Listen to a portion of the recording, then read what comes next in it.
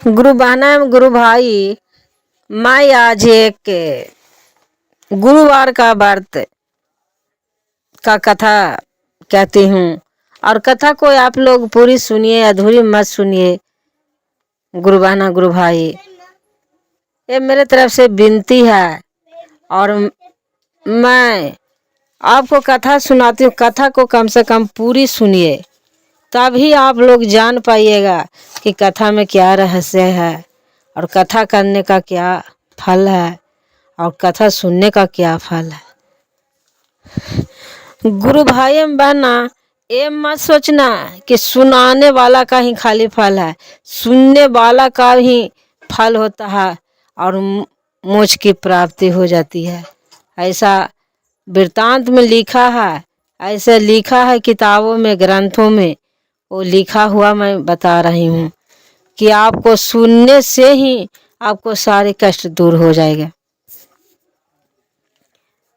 तो एक समय की बात है कि एक राजा थे और एक रानी थे। तो राजा बहुत धनवान था, बहुत धनवान था। राजा तो मिला जुला कर ठीक ही था, प्रजा को सेवा करते था। लेकिन रानी थी जो कि बहुत कंजूस थी। रानी कुछ दान उपदान नहीं करती थी। तो एक बार राजा वन को चले गए, वन विहार करने के लिए। तो रानी ने घर पर अकेली थी। तो भगवान विष्णु ने रानी को प्रतीक्षा लेने के लिए आ गए और बोले कि राजा तो बहुत पूजा पाठ करता है, उसके मामले में तो मुझे पता है, लेकिन रानी को देखते हैं रानी क्या करती है जो। तो ब्राह्मण के भेष धर के विष्णु भगवान आ गए और भिक्षा मांगने लगे। तो रानी ने भिक्षा देने से इनकार कर दी और रानी ने कहने लगी कि हे ब्राह्मण, मुझे तो दिन रात समय ही नहीं मिल पाती है काम से, और आपको भिक्षा मैं कैसे दूं? मुझे दिन रात ही काम रहती है, मुझे कभी छुट्टी नहीं मिलता है। तो ब्राह्मण ने कहा कि ठीक है, ऐसा तो लोग चाहते हैं माते कि हमको धन दौलत हो और काम में हम व्यस्त रहें, तो बहुत अच्छी बात है, कम से कम कुछ दान कर दो। तो रानी बोली नहीं महाराज, मुझे दान करने का टाइम ही नहीं है कि हम दान कर सकते हैं।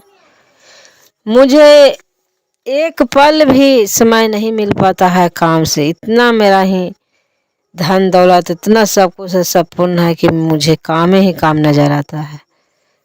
तो आप ऐसा उपाय बता दीजिए ब्राह्मण कि सारा धन मेरा नष्ट हो जाए और मैं आराम से रह सकूं, चैन का नींद मैं सो सकूं। तो ब्राह्मण ने कहा कि ए माते, ऐसा तो कोई होता है जो कि धन दौलत नहीं चाहती है?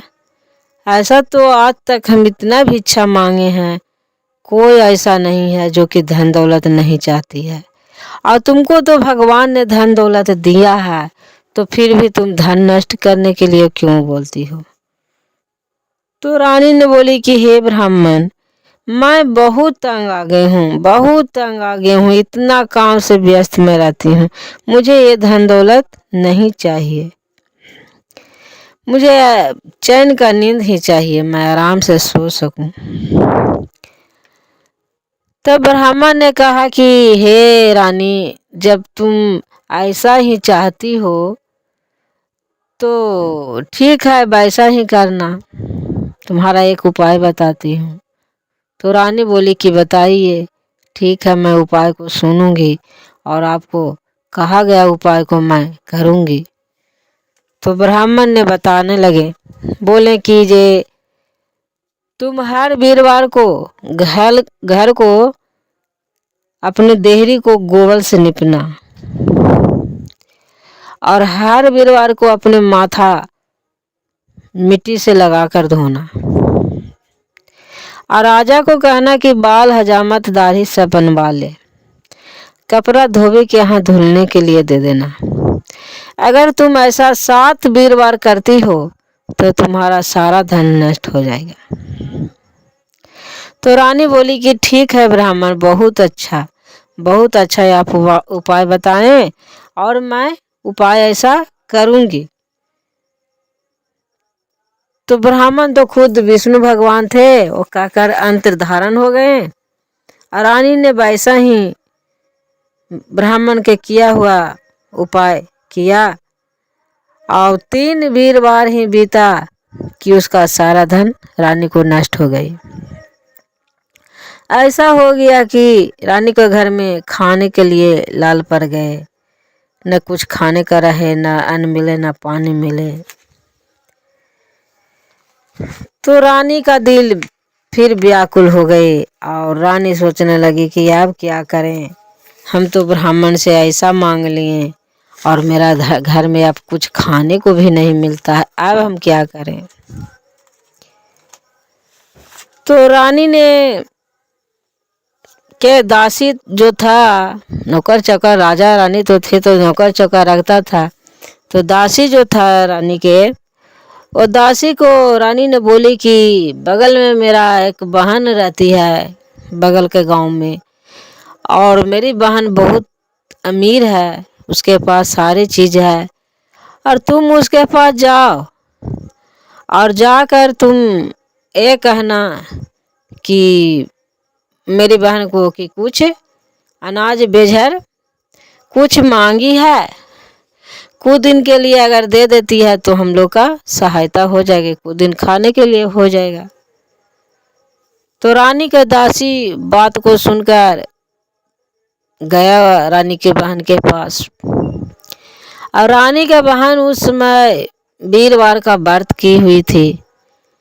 तो गुरु भाई ये जानते ही होंगे आप लोग, तो मुझे उम्मीद है कि जानते होंगे, जो वीरवार का व्रत करती है वो उस समय कथा कहते समय, पूजा करते समय न उठने का रहता है, न बैठने का रहता है, न किसी से बात करने का रहता है, मौन भाव से ही पूजा विष्णु भगवान के किया जाता है। तो उस समय वीरवार का व्रत की हुई थी उसकी बहन और पूजा पर बैठी थी। तो रानी के दासी बार बार बोलते जाए कि आपका बहन ने भेजे हैं, आपका बहन ने भेजे हैं, और रानी का जो बहन थी वो ध्यान नहीं दे रही थी, वो नहीं बात को सुन रही थी। अब बात को नहीं सुन रही थी तो दासी को ऐसा लगा कि ये अमीर है, इसीलिए बात नहीं करता है हम लोग से। तो आकर अपने रानी से बताई कि रानी, आपकी बहन तो बात तक नहीं की और आपको कुछ अनाजे और कुछ बेझर कैसे दे देगी। बोला ठीक है, समय ही ऐसा है तो क्या करें। उधर जब रानी की बहन को पूजा समाप्त हुई तो आया अपने बहन के पास और कहने लगी कि बहन, तुम्हारी दासी गई थी मेरे पास और मैंने पूजा पर बैठी थी, इसलिए मैंने कुछ बात नहीं की। आप बताओ कि तुम्हारे दासी किस लिए गई थी मेरे पास। तो रानी ने बताई कि बहन, मेरे पास खाने के लिए कुछ नहीं थी, इसलिए मैं अपने दासी के तुम्हारे पास भेजी थी कि कुछ अनाज कुछ बेझर मेरे लिए दे देती तो कुछ दिन समय कट जाता। अभी उसका बहन ने कही कि बहन, तुम ऐसा क्यों कहती हो, तुम्हारा घर में तो बेझर का घड़ा भरा हुआ है। तो जाकर रानी देखती है तो सही में बेझर का घड़ा भरा हुआ रहता है, क्योंकि उसकी बहन ने जो पूजा की थी उसके पुण्य प्रताप से ही उसका घर में बेझर का घड़ा भरा मिल गया। और राजा तो पहले ही घर छोड़ के चले गए थे वन में, और वन में जंगल में लकड़ी काट के लाते थे और लकड़ी के बेचता थे, और लकड़ी के जो पैसा निकलता था उसे पूजा पाठ अपना करता था राजा, खाना पीना करता था। पहले ही राजा वन में चले गए थे। अभी रानी ने अपनी बहन से पूछी कि बहन ये बताओ, तुम्हारा ये ऐसे कैसे हुआ कि मेरा घर में अभी तो कुछ नहीं था, एक मेरा घर में खाने के लिए कैसे हो गया।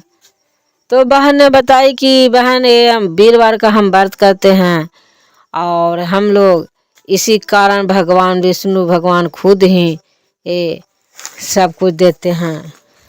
और तुम तो विष्णु भगवान खुद ही से भगवान से तुम ऐसा वर मांगा कि मेरा सारा धन नष्ट हो जाए और घर में कुछ ना रहे, मैं चैन से सोऊं, इसलिए तुम्हारा सारा धन नष्ट हो गया।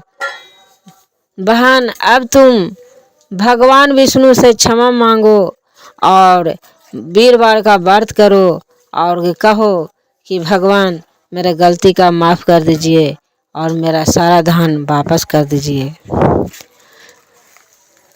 तो बहन ने फिर वीरवार का व्रत करने लगी और दासी भी साथ में करने लगी और सारा धन वापस 3 बार ही वीरवार ही किया कि उसका सारा धन वापस आ गया। चना का दाल और गुड़ से विष्णु भगवान की और केले की जड़ में पूजन करता था। केले की जड़ में दीपक जलाता था और केले की जड़ में जल देता था।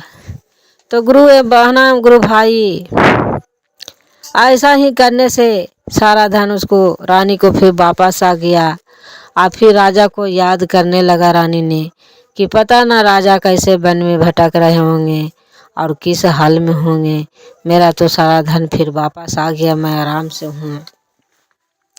राजा के याद करने लगा तो विष्णु भगवान ने राजा को सपन में कहें कि जाओ, तुम्हारा रानी तुम्हारा याद कर रही है। राजा वहाँ से अपने गांव में अपने घर पर चले आए और राजा भी वीरवार का व्रत करने लगे। तो एक दिन की बात है कि राजा ने सोचा कि चलते हैं अपने बहन के पास और अपनी बहन से मिल आऊं। तो अपने बहन के पास राजा ने गया तो वहाँ रात के ठहर गया और दिन सवेरे हुआ तो सब लोग देखता है कि भोरे सवेरे ही तड़के सब खाने पीने लगे। राजा को भी चाय नाश्ता देने खाने को कहा। तो राजा ने कहा कि हम मतलब किसी भूखे व्यक्ति को जब तक कथा नहीं सुना लेते हैं, जब तक मैं भोजन नहीं करता हूँ। तो उसकी बहन पूरे गांव में ही घूम आए और पूरे गांव में किसी भी ऐसा नहीं मिला जो कि भूखे था और भोजन न किया हो। वहाँ सवेरे ही तड़के ही उठी के सब खाने लग जाते थे, कोई पूजा पाठ का मर्म नहीं जानता था। तो पता लगाते लगाते किसी एक के घर में एक बच्चा बीमार था, वो कुछ नहीं खाया था बुखार के कारण। तो बच्चा के पास उसी बच्चा को बुलाकर लाया और राजा कथा सुनाया।